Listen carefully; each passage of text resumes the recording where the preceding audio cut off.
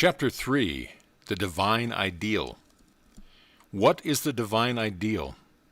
At first it may appear hopeless to attempt to answer such a question, but by adhering to a definite principle, we shall find that it will open out and lead us on, and show us things which we could not otherwise have seen. This is the nature of principle, and is what distinguishes it from mere rules which are only the application of principle under some particular set of conditions.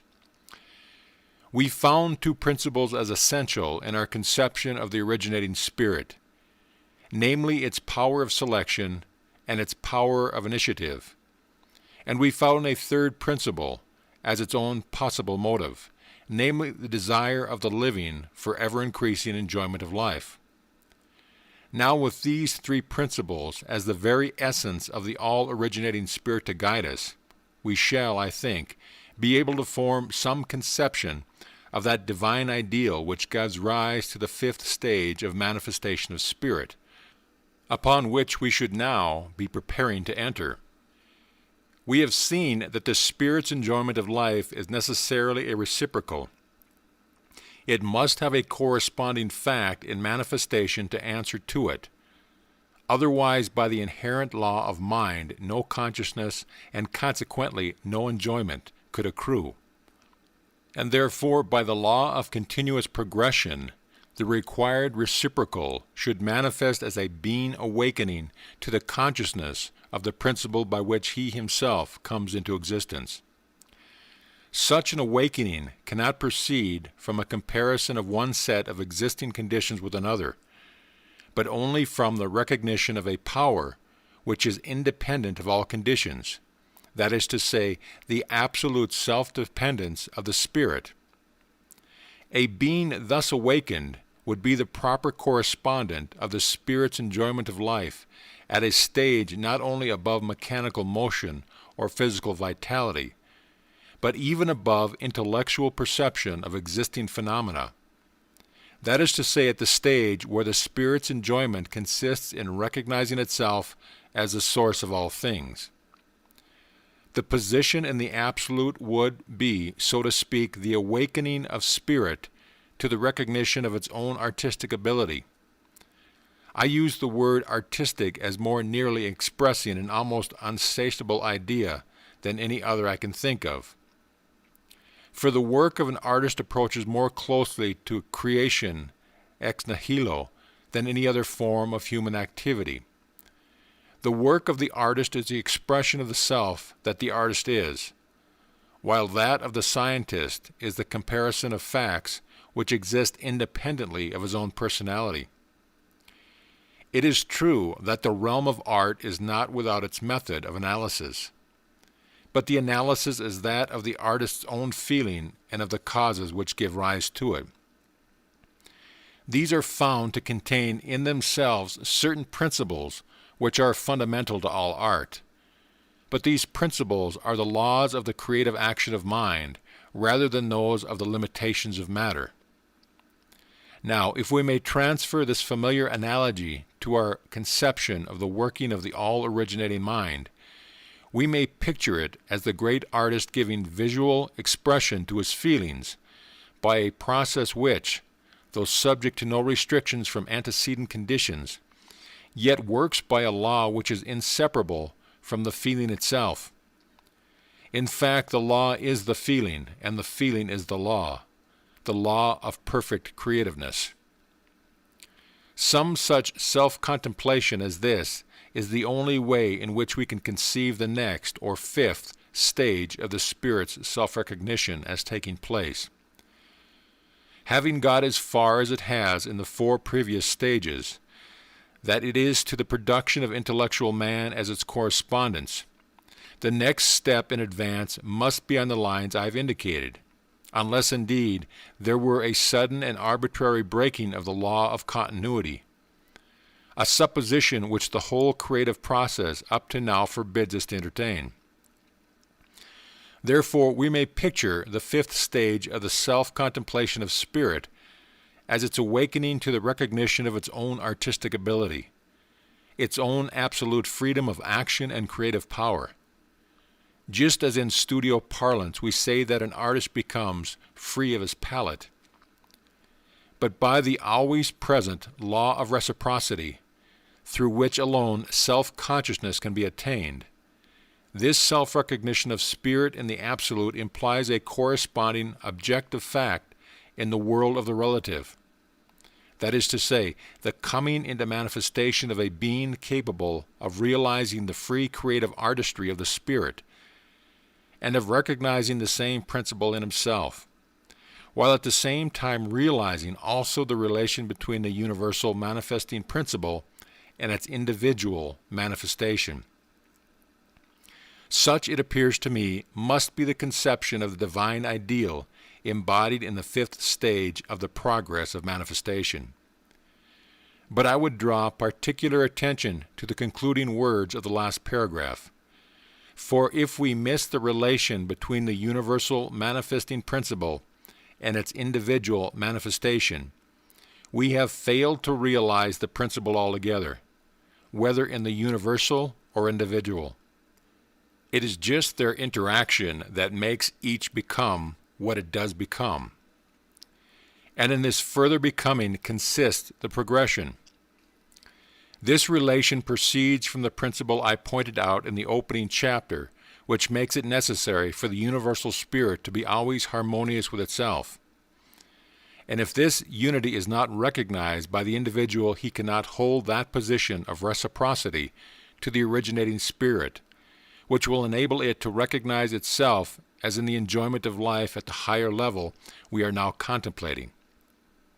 Rather, the feeling conveyed would be that of something antagonistic, producing the reverse of enjoyment, thus philosophically bringing out the point of the scriptural injunction, "Grieve not the Spirit." Also, the reaction upon the individual must necessarily give rise to a corresponding state of inharmony, though he may not be able to define his feeling of unrest or to account for it. But on the other hand, if the grand harmony of the originating spirit within itself is duly regarded, then the individual mind affords a fresh center from which the spirit contemplates itself, in what I have ventured to call its artistic originality, a boundless potential of creativeness, yet always regulated by its own inherent law of unity. And this law of the spirit's original unity is a very simple one. It is the spirit's necessary and basic conception of itself. A lie is a statement that something is, which is not. Then, since the spirit's statement or conception of anything necessarily makes that thing exist, it is logically impossible for it to conceive a lie. Therefore, the spirit is truth. Similarly, disease and death are the negative of life, and therefore the spirit, as the principle of life, cannot embody disease or death in its self-contemplation. In like manner also, since it is free to produce what it will, the spirit cannot desire the presence of repugnant forms, and so one of its inherent laws must be beauty. In this threefold law of truth, life, and beauty, we find the whole underlying nature of the spirit, and no action on the part of the individual can be at variance with the originating unity, which does not convert those fundamental principles. This, it will be seen, leaves the individual absolutely unfettered, except in the direction of breaking up the fundamental harmony on which he himself, as included in the general creation, is dependent. This certainly cannot be called limitation, and we are all free to follow the lines of our own individuality in every other direction, so that although the recognition of our relation to the originating spirit safeguards us from injuring ourselves or others, it in no way restricts our liberty of action or narrows our field of development. Am I, then, trying to base my action upon a fundamental desire for the opening out of truth, for the increasing of livingness, and for the creating of beauty? Have I got this as ever-present law of tendency at the back of my thought? If so, then this law will occupy precisely the same place in my microcosm, or personal world, that it does in the macrocosm, or great world, as a power which is in itself formless, but which by reason of its presence necessarily impresses its character upon all that the creative energy forms. On this basis, the creative energy of the universal mind may be safely trusted to work through the specializing influences of our own thought, and we may adopt the maxim, "Trust your desires," because we know that they are the movement of the universal in ourselves, and that being based upon our own fundamental recognition of the life, love, and beauty which the Spirit is. Their unfoldments must carry these initial qualities with them all down the line, and thus, in however small a degree, become a portion of the working of the Spirit in its inherent creativeness. This perpetual creativeness of the Spirit is what we must never lose sight of, and that is why I want the student to grasp clearly the idea of the Spirit's self-contemplation as the only possible route of the creative process. Not only at the first creation of the world, but at all times the plane of the innermost is that of pure spirit, and therefore at this, the originating point, there is nothing else for spirit to contemplate excepting itself. Then this self-contemplation produces corresponding manifestation, and since self-contemplation or recognition of its own existence must necessarily go on continually, the corresponding creativeness must always be at work. If this fundamental idea be clearly grasped, we shall see that incessant and progressive creativeness is the very essence and being of spirit. This is what is meant by the affirmativeness of the Spirit. It cannot per se act negatively, that is to say, uncreatively, for by the very nature of its self-recognition, such a negative action would be impossible. Of course, if we act negatively then, since the Spirit is always acting affirmatively, we are moving in the opposite direction to it, and consequently, so long as we regard our own negative action as being affirmative, the Spirit's action must appear to us negative. And thus it is that all the negative conditions of the world have their roots in negative or inverted thought. But the more we bring our thought into harmony with the life, love, and beauty which the Spirit is, the less these inverted conditions will obtain, until at last they will be eliminated altogether. To accomplish this is our great object. For though the progress may be slow, it will be steady if we proceed on a definite principle. And to lay hold of the true principle is the purpose of our studies. And the principle to lay hold of is the ceaseless creativeness of spirit.